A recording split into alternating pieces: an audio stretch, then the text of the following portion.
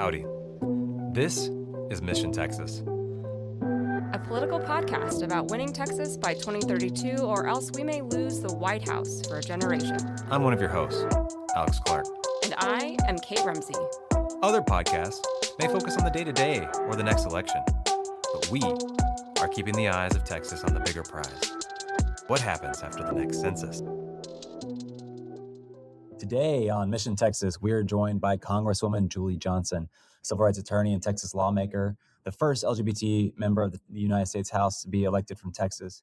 She's now running for Congress in the newly drawn Texas Congressional District 33. If y'all been paying attention to the news, you maybe heard about this mid-decade redistricting that's been going on. And so right now we're at a moment when the Democratic Party is not only thinking about 2026, but we're thinking about the trajectory into 2030 and beyond because of all the new seats that are going to be coming our way. I want to just get right into it. Congresswoman, just to timestamp this episode for everybody. Colin Allred's decision to leave the Senate race to run in Texas 33 has reshaped the political landscape a little bit. I literally just saw confirmation that Jasmine Crockett has also decided to enter the Senate primary that he has decided to leave. Probably not at all a coincidence. What does this moment tell us about how Texas Democrats are positioning themselves, not only for these midterms, but for the kinds of infrastructure we're building for the long term? Well, I think there's a lot on the line, right? Texas Democrats, we need to win. And, I am thrilled to be able to be on the ballot again, thrilled to be able to have won my election to Congress in such a resounding way. And I've had, life gives you blessings. Everybody says, oh, but what has happened today that's been really great for me personally is just the overwhelming outpouring of support that I've had. It is transformational for me, because it's easy in politics. It's a rough and tumble sport. And you can't get into this business if you have thin skin by any stretch of the means. But today has been one of those days when so many people have reached out to me, expressing huge amounts of support for me in this race against my competitors. And I'm with Julie and just standing for what we're trying to achieve. And that feels really, really great because, at the end of the day, people are really struggling. Under this Trump world, we need people who can get results. I was able to deliver results for people and pass legislation when I was in the Texas legislature as a Democrat in a Republican-controlled environment.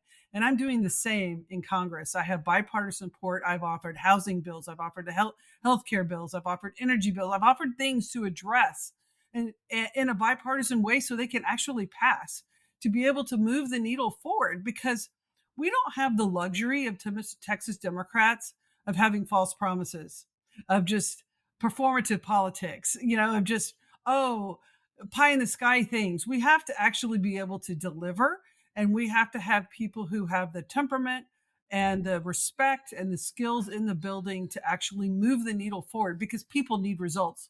We can't wait any further. Yeah, I think if people recall your primary, you had a lot of, in 32, you had a lot of people in that primary, and there was no runoff. You won outright. 10 people, a 10-way race. It's crazy. I know. Can you believe that? And I know some of them. I should note that you are my member of Congress. Oh, great. Yeah. Yeah. And I believe, for that same matter, Colin Allred was as well. Mm-hmm. Right. So this is new territory, though. This is a new map. Texas 33 is not Texas 32. Right. But it's going to be strategically important to the overall picture, right? Oh, absolutely. What they did is they really consolidated this district all within Dallas County. Parts of 32 were in different counties. Parts of the old 33 were mostly in Tarrant County, part of Dallas County. And what they did is they can just consolidated it a lot. So I have a significant overlap with my existing district that I represent in this new district.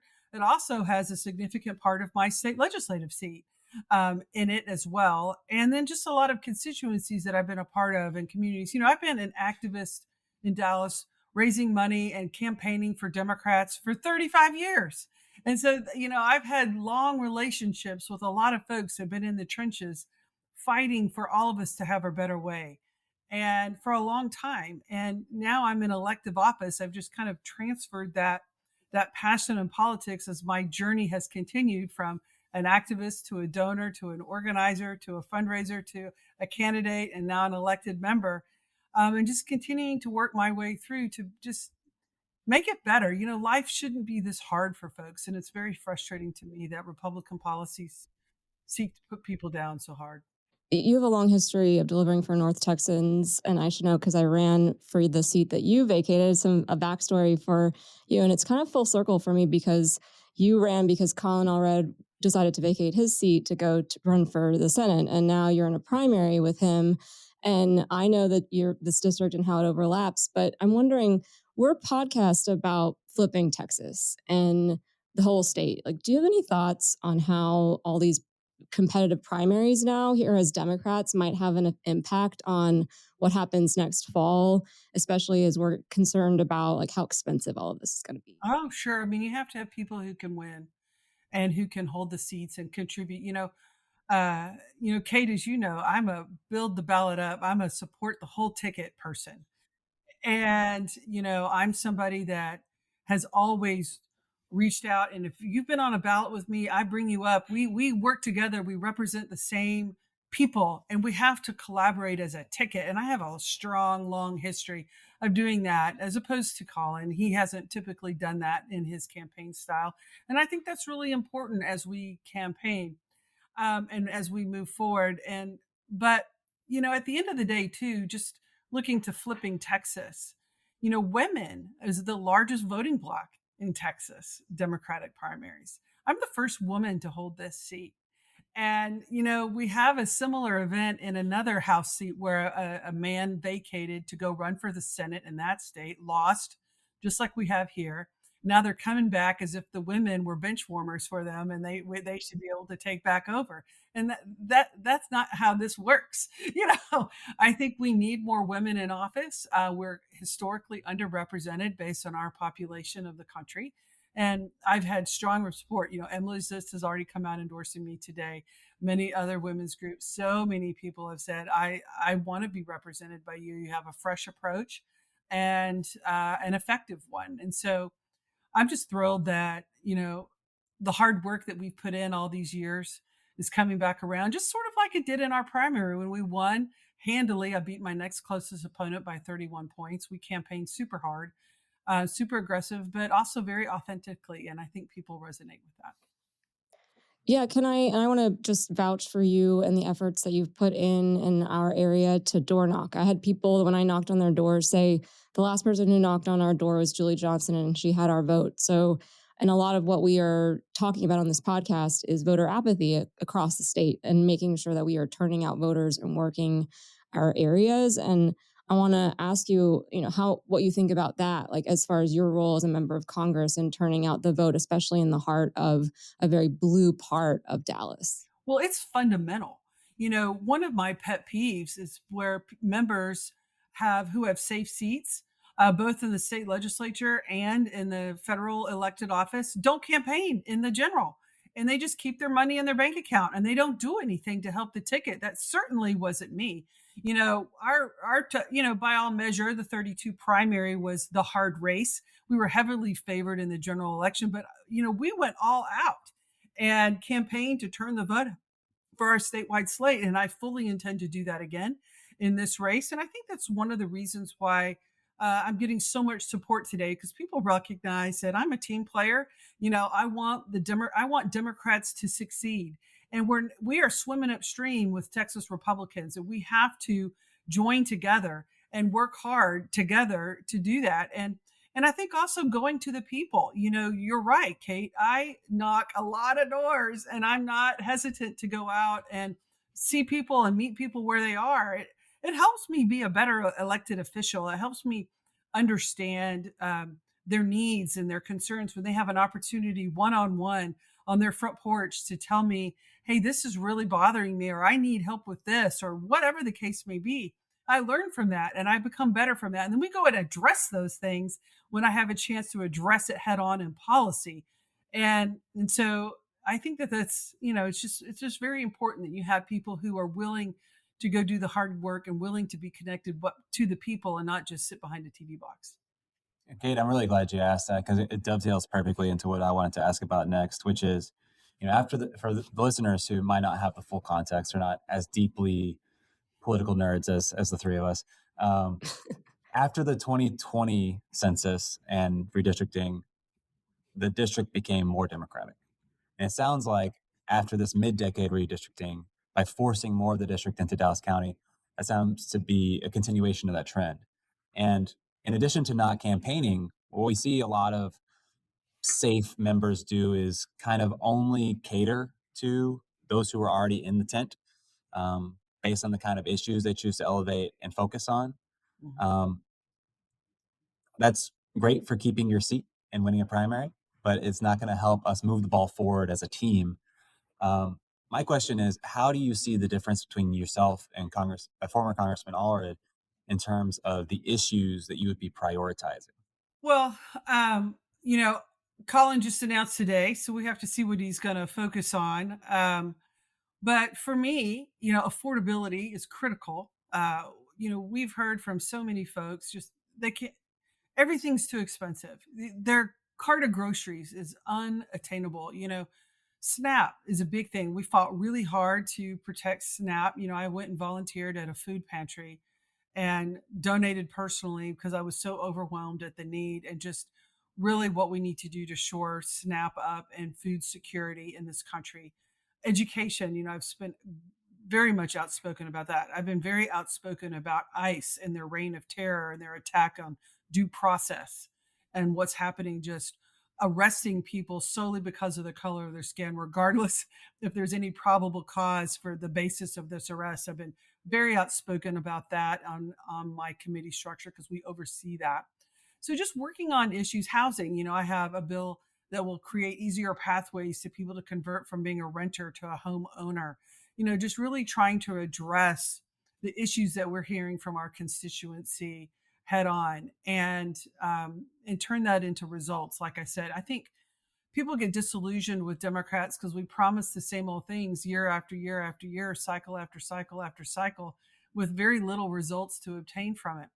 And, I think I'm one of the few Democrats that have been able to get results working across the aisle. I learned a lot in the Texas legislature about how to do that. I have like my prior authorization bill, which is going to reduce some of the burdens of accessing healthcare. I'm working with a Republican physician from Utah in order to get that done. That's how we're going to be able to pass stuff, not just filing stuff that's never going to go anywhere, because that doesn't make life better. That doesn't get the result achieved. So, my predecessor didn't file very much, didn't pass very much. We've filed 14 bills so far in my not even completing my first term, my first year. And we expect to be able to get movement on a lot of those. And so, we're here to provide results for folks because that's what people need. And that's what I'm laser focused on. Yeah, I'm glad to hear that because I think a big debate amongst Democrats is, do we focus on how bad the Trump administration is versus what we can do as Democrats? And I hear people say the same, like, we can do both. Maybe we have to talk about how horrible what's going on with the Trump administration and ICE, but also speak to the issues of what's going on in people's pocketbooks. And like some of our recent guests, it's about strengthening their paychecks, especially here in North Texas, where we have a diversity of people and backgrounds. But I mean, you have a couple months now until early vote. What does the next few months look like for Julie Johnson? Well, it's 85 days to the primary. It's not very long. But who's counting? Right. Not that I have the countdown app or anything. Yeah. But, we're going to do what we've always done in a primary like this. Work super hard, be kind of, all hands on deck, trying to reach talk to as many voters as we can and to earn their vote and go win this race because what we need is to go win in November, and we need a ticket of folks that's going to work hard to do that so that we can provide relief to families. Democrats need to be in charge, and we need to flip the House back and work relentlessly on that. And just because, like I said, people are struggling and they can't afford to wait any longer for help. And so I'm in office now, and I'm going to do everything I can to help folks. As you know, Texas has basically semi-closed primaries. You have to decide when you walk in whether you're going to vote in the Republican primary or the Democratic primary, but there's really no test beyond that. Um, what kind of elevator pitch would you give to one of these rare, beautiful people who actually shows up and votes in a primary to encourage people who don't traditionally vote in primary to come and support you? Like, Right. what would you give? What? I guess what I'm really trying to ask is, what is the difference between the Democratic message versus the message we want to grow people who are not traditionally already part of the coalition, who Right. don't put on the blue jersey and self-identify as Democrat? Sure. I would think it's that, first of all, your vote does matter. I hope if you've learned anything this past year, that election, that your vote does matter and politics can affect you. And, and that I see and feel and hear your pain, and that I want to fix it. I understand that, to go buy a roll of paper towels, a 6 pack of paper towels, it's $30 now. You know, the cup of coffee you want has gone up by 25%. That your family, you're working, you're really struggling. And sometimes you may have to make a choice between whether you eat or your kids eat. And that's not okay. And you need people who are going to get results to do it, because promises don't matter. I have a track record of proven results, and I have legislative things that I have actually filed already to help solve some of these problems.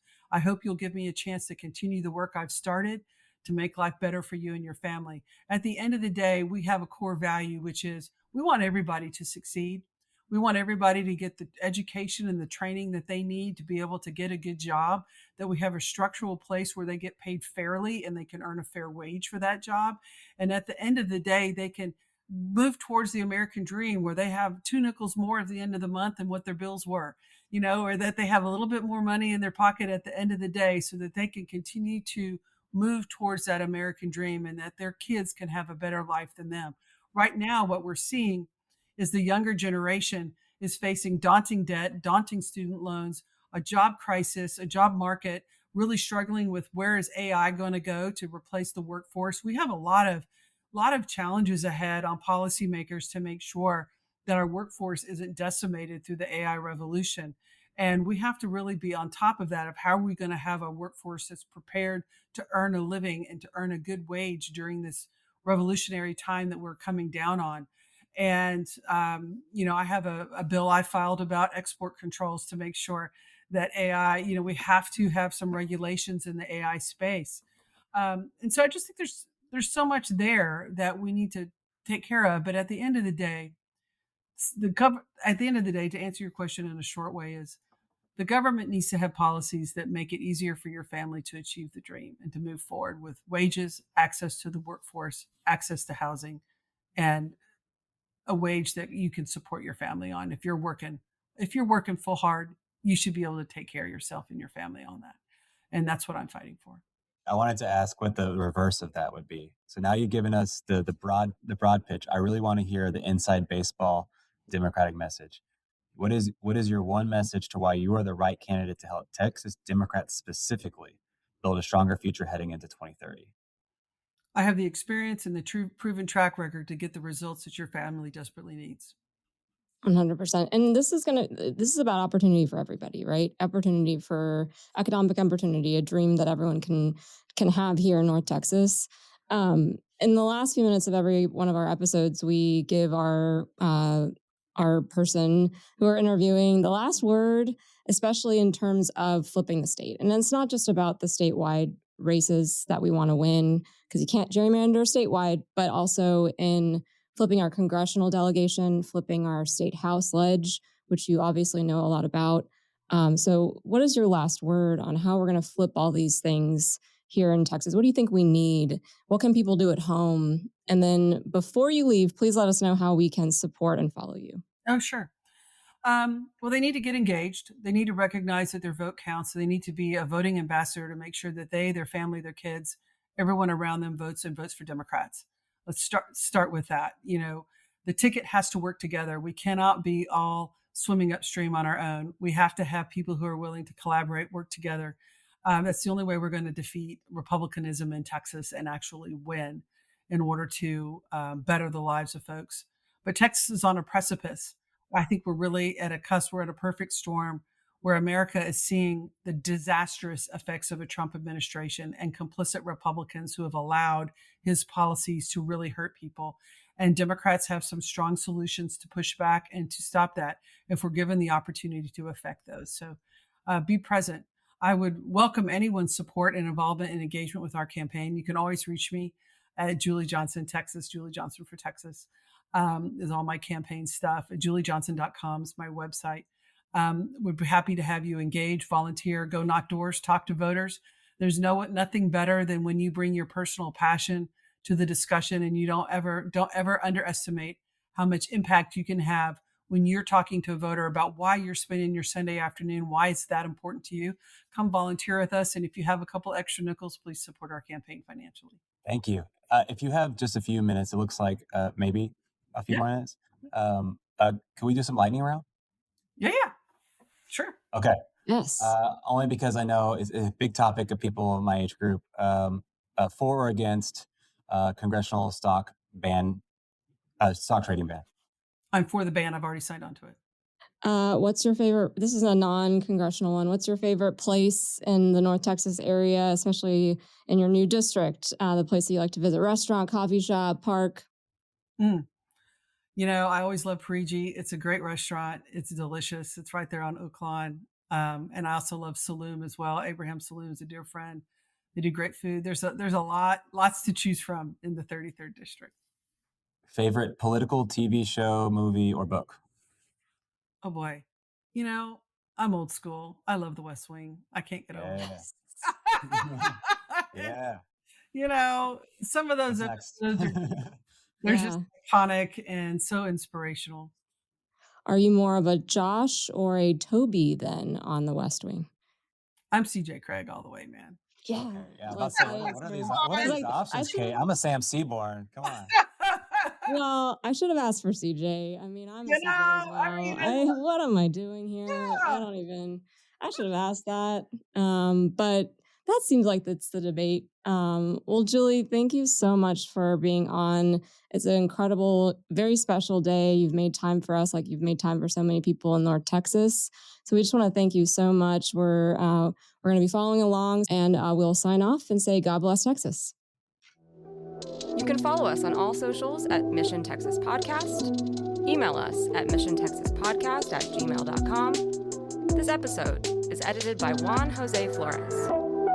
Our music bumper is by Adam Pickerel, and our cover art is by Tina Sohn.